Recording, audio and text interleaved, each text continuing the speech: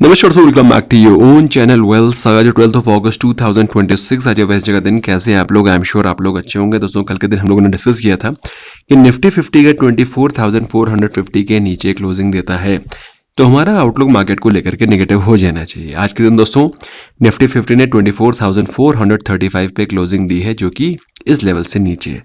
तो क्या हमारा आउटलुक नेगेटिव हो जाना चाहिए? As far as discipline is concern, as far as levels are concern, our outlook should remain negative. But दोस्तों let me tell you, market ने बहुत अच्छा रिकवरी दिखाने की कोशिश करी थी। Market went as low as 24,280, मतलब बहुत नीचे गया था। अच्छा खासा नीचे गिरने के बाद भी मार्केट ने एक सॉलिड रिकवरी शो करी है। तो एज फार एज लेवल्स है कंसर्न, लेवल्स के हिसाब से तो निफ्टी 50 में वीकनेस है। But if you ask me the recovery was immense. So अगर कल के दिन निफ्टी 50 24,450 के नीचे रहता है या फिर सस्टेन करता है तो आउटलुक डेफिनेटली नेगेटिव हो जाना चाहिए। अब 24,450 के नीचे सस्टेनेंस के बारे में बात करें तो गिफ्ट निफ्टी का जो सेकेंड ट्रेडिंग सेशन है उसमें तो गिफ्ट निफ्टी 24,450 के ऊपर ट्रेड कर रहा है। एशियन मार्केट्स के बारे में बात करें तो एशियन मार्केट्स में मिक्स क्यूज हैं। डाउ जोन्स का फ्यूचर मैडली पॉजिटिव ट्रेड कर रहा है। दोस्तों आज के दिन निफ्टी 50 नहीं बल्कि सारी की सारी जो इंडाइसेस हैं वहाँ भीषण गिरावट थी। Nifty 50 36 points down, Nifty bank 450 points plus close हुआ था। हम लोगों ने दोस्तों 58,000 के कॉल ऑप्शन को बाय करने की कोशिश करी थी, बट अनफॉर्चुनेटली हमारा जो ब्रेकआउट लेवल था, जो ट्रिगर लेवल था, वो ट्रिगर ही नहीं हुआ। अल्टीमेटली निफ्टी बैंक वहाँ से नीचे गिर गया। लेकिन लास्ट में दोस्तों क्या रिकवरी आई थी, दैट वाज जस्ट ब्यूटीफुल। अभी हम लोग चार्ट को डिटेल में डिस्कस करेंगे। सिर्फ निफ्टी 50 नहीं, सेंसेक्स में भी गिरावट थी।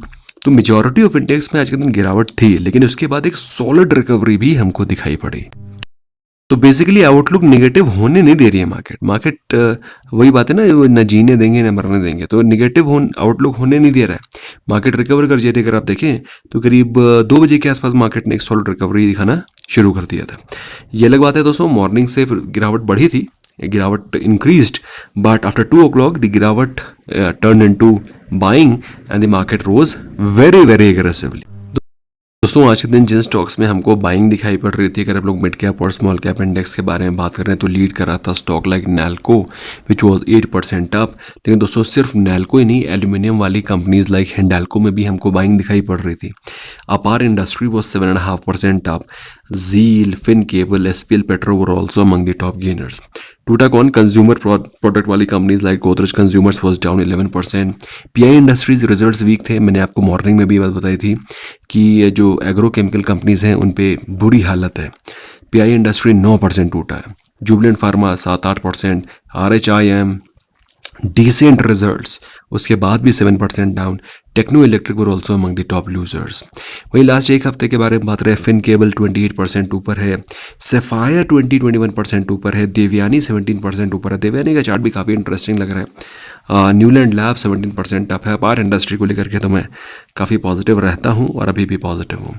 एफएसएल के बारे में बात रहे, 17% डाउन है लास्ट एक हफ्ते में। गोदरेज कंज्यूमर प्रोडक्ट आज के दिन को जोड़ दें तो एक हफ्ते का टॉप लूजर में शामिल हो गया है। Map my India, Blue Star, P focus are also among the top under performers of last 1 week. वहीं निफ्टी 50 के बारे में बात करें तो निफ्टी 50 में जो टॉप गेनर्स हैं, हिंडाल्को 3% ऊपर है। भारतीय एयरटेल, मैंने आपको बताया था कि एल्यूमिनियम वाली कंपनीज, हिंडाल्को में भी पॉजिटिविटी थी। भारतीय एयरटेल 1.5% ऊपर था। एसबीआई का चार्ट भी स्टडी करना बनता है, स्टॉक 1.5% ऊपर था। Jio finance, UltraTech cement were also among the top gainers. We will study the chart of SBI. मुझे इसमें कुछ हद तक पोटेंशियल दिखाई पड़ रहा है। लूजर्स में टीसीएस है दोस्तों। टीसीएस जितनी भी आईटी कंपनीज है भी रिसेंटली अच्छा खासा रनअप हुई हैं। तो अगर 3-4% गिरते हैं आपको पैनिक नहीं होना है, क्योंकि मैंने आपको बताया है कि ये कंपनी बढ़िया पैसा बना के देंगी। होल्ड करो उनको, 2-3 साल होल्ड करना पड़ेगा। मैक्सेल 3% डाउन है। अपोलो हॉस्पिटल 1.5% डाउन है। अपोलो हॉस्पिटल में हम लोगों ने पुट ऑप्शन बाय किया था, 10% हमारा पुट ऑप्शन बढ़ गया। इस तरह की मार्केट में जब विक्स 12 के नीचे हो और पुट कॉल रेशियो 1 पे चल रहा हो तो दोस्तों 10% का ही प्रीमियम हमको मिल पाएगा। हालांकि अपोलो हॉस्पिटल में वीकनेस की उम्मीदें मुझे और ज़्यादा है। M&M 1.5% down. टाटा कंज्यूमर भी 1.5% डाउन आज के दिन था। लास्ट एक हफ्ते के बारे में बात करें तो हिंडाल्को 6% ऊपर है, ग्रासिम 5.5% ऊपर है, SBI 4% ऊपर है, BEL, टाइटन ये सारे के सारे गेनर्स हैं। लूजर्स में मैक्स हेल्थ है 6.5% डाउन, अपोलो हॉस्पिटल 5% डाउन है, power grid, Bajaj finance, TCS, ये वो लास्ट एक हफ्ते के टॉप अंडर परफॉर्मिंग स्टॉक्स हैं। अब बात करें मार्केट क्या उठा रहा है। पिछले दिन के कंपैरिजन में हमें जहाँ पर हायर एक्यूमुलेशन दिखाई पड़ रहा है, हायर डिलीवरी परसेंटेज दिखाई पड़ रहा है, उसमें है Cipla, Bharti Airtel, Coal India, ITC। ओ हो तो let's study the chart of ITC also and Tech Mahindra. ये सारे के सारे टॉप वो स्टॉक्स हैं जहाँ पर हैवी एक्यूमुलेशन चल रहा है ना। तो let's study the chart of ITC and Tech Mahindra also. लेकिन उससे पहले क्विकली एक बार नज़र डाल लेते हैं कि निफ्टी 50 में तो हमने देख लिया, निफ्टी बैंक में क्या चल रहा है, सेंसेक्स में क्या चल रहा है। तो सेंसेक्स वगैरह आप देखिए लास्ट एक घंटे में 77,500 के लेवल से आज उसने 77,500 का लोज मारा है, 77,500 से उसने हाई लगाए हैं 77,966, मतलब 500 पॉइंट की रिकवरी सेंसेक्स ने शो करी है। अच्छा भाई, ओवरऑल अगर आप देखिए तो सेंसेक्स का जो चार्ट स्ट्रक्चर बन रखा है वो अभी भी निगेटिव ही है, ऐसा नहीं है कि बहुत पॉजिटिव हो गया है या फिर बहुत। इनफैक्ट अगर आप देखें तो पिछले करीब 7-8 दिनों से सेंसेक्स वीक ही क्लोज हो रहा है, ठीक है। तो स्ट्रेंथ नहीं है but at the same time अपने क्रूशियल लेवल्स के आसपास ही घूम रहे हैं। निफ्टी बैंक के बारे में बात करते हैं। निफ्टी बैंक में हम लोगों ने आज के दिन सोचा था एक शॉर्ट कवरिंग आने वाली है, बट अनफॉर्चुनेटली वो आई बिल्कुल लास्ट के 15 प्लस 1 घंटे में। अगर आप देखो तो निफ्टी बैंक आपको, हम लोग कल ही डिस्कस कर रहे थे कि निफ्टी बैंक आपको उस प्राइस पे ट्रेड कर रहा है जिस प्राइस पे 1-2 महीने पहले ट्रेड कर रहा था। और आज के दिन अगर वो 58,000 के लेवल्स को ब्रीच कर देता है, जिसकी कि मुझे उम्मीद थी, तो दोस्तों मार्केट यहाँ से एक्सट्रीमली बुलिश हो जाता है। Can you see this? तो यहाँ से मार्केट एक्सट्रीमली बुलिश हो जाता और हमको एक भयंकर शॉर्ट कवरिंग दिखाई पड़ती। बट अनफॉर्चुनेटली 58,000 के लेवल्स आज के दिन ट्रिगर नहीं हुए। ये अलग बात है, जैसा कि मैंने आपको बताया कि लास्ट के करीब 1 घंटे मार्केट में हैवी बाइंग हुई थी। From 57,500 levels it went as high as 57,900। तो 400 पॉइंट की रिकवरी हमको निफ्टी बैंक में भी दिखाई पड़ी है। तो दोस्तों सिंपल सी बात है, अगर नीचे के लेवल से मार्केट रिजेक्ट कर रहा है, ऊपर आ रहा है, रिकवर कर रहा है, तो हमारा आउटलुक मार्केट में पॉजिटिव होना चाहिए, है ना। एक बार क्विकली नजर डाल लेते हैं FII डेटा के आसपास कि FIIs ने आज के दिन क्या किया है। तो FIIs ने आज के दिन सेलिंग करी है। FIIs have sold 1,000 crore worth of stocks. DIIs ने मैसिव बाइंग करी है 5,800 करोड़ की। तो मोटा मोटा अगर आप पकड़ चले तो 41 करोड़ के आसपास, मतलब 4,800 करोड़ की नेट बाइंग हुई है and primarily led by DIIs today. कुछ चार्ट्स को स्टडी कर लेते हैं। सबसे पहले दोस्तों हम लोग को स्टडी करना है स्टॉक अपार इंडस्ट्रीज को, क्योंकि अपार इंडस्ट्री में फंड रेजिंग की न्यूज़ थी। फंड रेजिंग की न्यूज़ के बाद स्टॉक अच्छा परफॉर्म कर रहा है। इसके अगर चार्ट को देखें तो मैं आपको let me bring out the chart you, है ना। तो अपार इंडस्ट्री में हमारा आउटलुक पॉजिटिव रहता भी है। हमने डिस्कस भी किया था कि अगर ये राउंडिंग बॉटम ब्रेकआउट करता है तो हमें ये अपसाइड की एक्सपेक्टेशन रखनी चाहिए। 13,500 से 17,000, मतलब यहाँ से सीधे 3,500 पॉइंट की अपसाइड, विच मेक्स इट 20,500। अभी कहाँ चल रहा है? 18,200, मतलब मोटा मोटा 3,300 में बेसिकली 30,000 प्लस की अपसाइड की उम्मीदें आपको अपार इंडस्ट्रीज में रखनी चाहिए, जो कि हमको साफ साफ दिखाई पड़ रही हैं। इसके अलावा दूसरा स्टॉक दोस्तों जो कि हमें स्टडी करना था वो था SBI। और SBI को अगर आप देखें तो मुझे इसके चार्ट में थोड़ा सा पॉजिटिविटी दिखाई पड़ रही है। अगर आप मुझसे पूछें ऐसा क्यों है या फिर ऐसा क्या आउटलुक है जो कि पॉजिटिव बना रहा है इसको, तो अगर आप देखें तो SBI में हमको हायर लोस का फॉर्मेशन शो कर रहा है और अपने हायर लोस के फॉर्मेशन के साथ साथ अपने क्रूशियल लेवल 1,000 के लेवल्स के ऊपर SBI ट्रेड कर रहा है। तो 1,000 के लेवल्स को सस्टेन कर रहा है, क्रूशियल लेवल्स के ब्रेकआउट के बाद रिट्रेसमेंट करके ऊपर जाने की कोशिश कर रहा है। कुल मिलाकर के RSI भी स्ट्रॉन्ग है। We are finding more of the reasons why we should be positive on the stock, है ना। अगर आप फॉलोइंग ट्रेंड लाइन के ब्रेकआउट को पकड़ें तो यहाँ पर एक जो ब्रेकआउट हुआ था, ब्रेकआउट के बाद रिट्रेसमेंट कंप्लीट हो गया है। Net outlook is looking very positive और यहाँ से पहला टारगेट है 1120।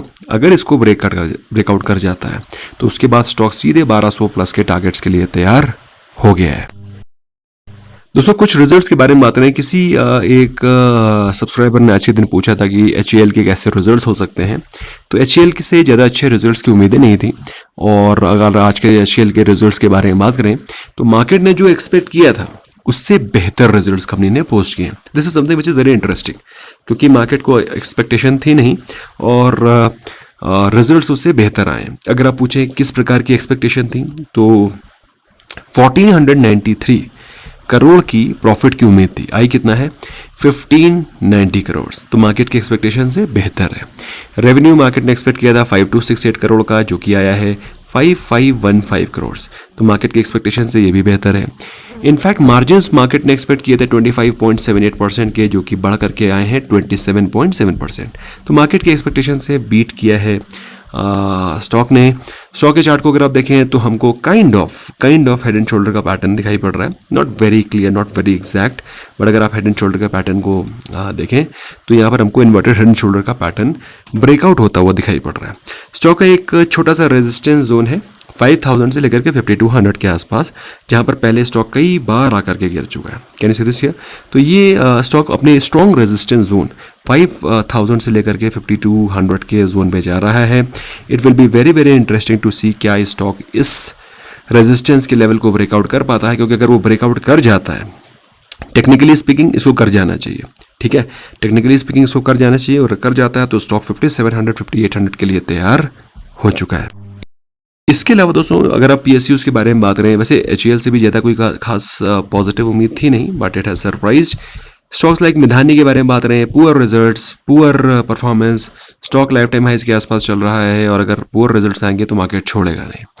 मिधानी के बारे में बात करें, पिछले साल के कंपैरिजन में प्रॉफिट 27% ऊपर है, बट ये इतिहास है, मार्केट को पता है ये बात। पिछले साल के कंपैरिजन में 27% ऊपर, और पिछले क्वार्टर के कंपैरिजन में 79% डाउन। My God. रेवेन्यू पिछले साल के कंपैरिजन में 40% ऊपर है, ये इतिहास है, स्टॉक के प्राइस में फैक्टर्ड इन है, लेकिन पिछले क्वार्टर के कंपैरिजन में 57% डाउन, तो इसको तो आप अच्छा नहीं बोल सकते। मार्जिन्स पिछले साल 20% के थे, अभी आए हैं 15.3% के। तो दोस्तों स्टॉक में मैं और भी ज़्यादा गिरावट की उम्मीदें रख रहा हूँ। एटलीस्ट स्टॉक 360 370 इस जोन के आसपास आता हुआ दिखाई पड़ सकता है। Be mentally prepared, not very exciting results. Similarly poor results में पुअर रिजल्ट्स इरकॉन इंटरनेशनल के भी आए हैं, एबिसमली पुअर रिजल्ट्स, मतलब there is hardly anything to say positive about the results. Profit पिछले साल के कंपैरिजन में, मतलब कम से कम मिधानी ने पिछले साल के कंपैरिजन में तो ठीक रिजल्ट्स पोस्ट किए। यहाँ पिछले साल के कंपैरिजन में प्रॉफिट 44% डाउन है, और पिछले क्वार्टर के कंपैरिजन में 52% डाउन। अब इसको क्या अच्छा बोलोगे आप? रेवेन्यू पिछले साल के कंपैरिजन में 10% ऊपर है, और पिछले क्वार्टर के कंपैरिजन में 39% डाउन। दोस्तों एक चीज़ मैं आपको फिर से ब्रिंग आउट करना चाहता हूँ, वैसे मैं ये पहले कई बार बोल चुका हूँ, तो मुझे लगता है इसकी ज़रूरत नहीं बताने की। जितनी भी PSU कंपनीज़ हैं या फिर गवर्नमेंट से जो एसोसिएटेड कंपनीज़ हैं, उनके क्वार्टर ऑन क्वार्टर रिजल्ट्स को आपको ध्यान नहीं देना चाहिए, ठीक है, क्योंकि मार्च के क्वार्टर में जनरली इनके प्रॉफिट रियलाइजेशन, रेवेन्यू रियलाइजेशन ज़्यादा होते हैं। सरकारी है ना, तो सरकारी कामों को लास्ट के मार्च में ही ये लोग करना शुरू करते हैं, बुकिंग। तो पिछले साल के कंपैरिजन में बात करते हैं, पिछले साल के कंपैरिजन में प्रॉफिट ये है और रेवेन्यू ये है। मार्जिन्स पिछले साल 11.2% के थे, पिछले क्वार्टर में 8.4% के थे, जो कि 11.2% से रिड्यूस होकर के 10.5% आए। अच्छा, प्रॉफिट चूँकि 44% डाउन है, तो स्टॉक भी काफ़ी गिर चुका है। अगर आप 2025 से पकड़ें, जून जुलाई में स्टॉक ट्रेड कर रहा था 200 रुपये के ऊपर, अभी 126 पे चल रहा है, तो स्टॉक भी काफ़ी गिर चुका है, काफ़ी नेगेटिविटी स्टॉक के प्राइस में फैक्टर इन हो गई है। बट अगर आप सोचें कि नेगेटिविटी फैक्टर इन हो गई तो क्या बाय कर लें? No, I will be last person to buy this stock at this point in time. I will wait for either better results और some better signal technically. EMS limited, अब ये company से अच्छे रिजल्ट्स की उम्मीदें थी, बट अनफॉर्चुनेटली इस company ने भी डिसअपॉइंट किया है। प्रॉफिट्स पिछले साल के कंपैरिजन में 59% डाउन है, 59% down as compare to last year. अच्छा, ये कंपनी को क्वार्टर ऑन क्वार्टर कंपेयर नहीं करना है। अब मैं आपको दिखाता हूँ, पिछले क्वार्टर के कंपैरिजन में जो प्रॉफिट है इनके 171% ऊपर है। तो सो मार्च के महीने में इन सभी कंपनीज, जो ये वाटर मैनेजमेंट और जो पॉल्यूशन मैनेजमेंट, इस तरीके की जो कंपनी होती है, वेस्ट मैनेजमेंट वाली कंपनीज, इनको जाड़े आड़े में कोई ऑर्डर नहीं देता। मॉनसून से पहले, बारिश से पहले इस तरह के खूब सारे ऑर्डर मिलते हैं। तो आप इनको ईयर ऑन ईयर देखिए, क्वार्टर ऑन क्वार्टर मत देखिए। आपको मार्च के क्वार्टर में इनको ज़्यादा ही दिखाई पड़ेगा रेवेन्यू। अच्छा, अब रेवेन्यू प्रॉफिट सब कुछ, तो ये हो गया प्रॉफिट के बारे में बातचीत। रेवेन्यू के बारे में बात करें, पिछले साल के कंपैरिजन में द रेवेन्यू इज़ डाउन 34% और पिछले क्वार्टर के कंपैरिजन में 30% अप है।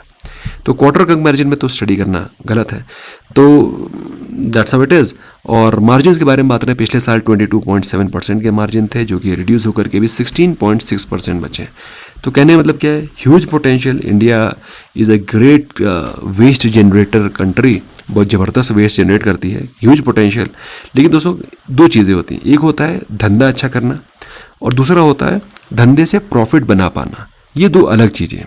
हो सकता है आप अच्छा धंधा कर रहे हो लेकिन उससे आप क्या प्रॉफिट जनरेट कर पा रहे हैं, वो आपकी एफिशिएंसी, आपके ऑपरेशंस पे डिपेंड करता है, सो मैनेजमेंट पे डिपेंड करता है टू बी प्रिसाइज। तो a great company, a great business model in a great segment in a great country like India, but I was not expecting such poor results. तो सो B it. Stock के बारे में बात रहे हैं तो चूंकि अगर आप देखें तो स्टॉक आज के दिन 3% डाउन था, हो सकता है स्टॉक में आपको थोड़ी सी और हैमरिंग दिखाई पड़े। वैसे गिरना तो नहीं चाहिए, बट अगर आप देखें स्टॉक 1000 रुपये के शेयर से गिर के 300 रुपये पे पहुंच गया है, 70% की वैल्यू इरोड कर चुका है इन जस्ट 1.5 ईयर्स। तो it has dented a lot, है ना। तो जिन स्टॉक्स पे अच्छे रिजल्ट्स आ रहे हैं वहाँ पर आपकी नज़रें होनी चाहिए, और जिनके रिजल्ट्स पुअर नहीं है, फिर चाहे वो जितना ज़्यादा करेक्ट कर चुके हों, kindly refrain from entering them, ठीक है। That is all for my say friends. I hope this session was helpful for you. हम लोग दोस्तों आप लोगों का स्मार्ट मनी कॉन्सेप्ट से बहुत ज़बरदस्त लेक्चर्स रिकॉर्ड कर रहे हैं। उसमें हम लोग 3 to 4 लेक्चर्स आप लोग को रिकॉर्डेड देंगे और उसके बाद के कुछ लेक्चर्स हम लोग लाइव करेंगे।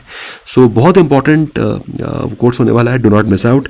दोस्तों वीडियो पसंद आया, do not forget to smash the like button and do share with your friends. Until then, bye bye for now.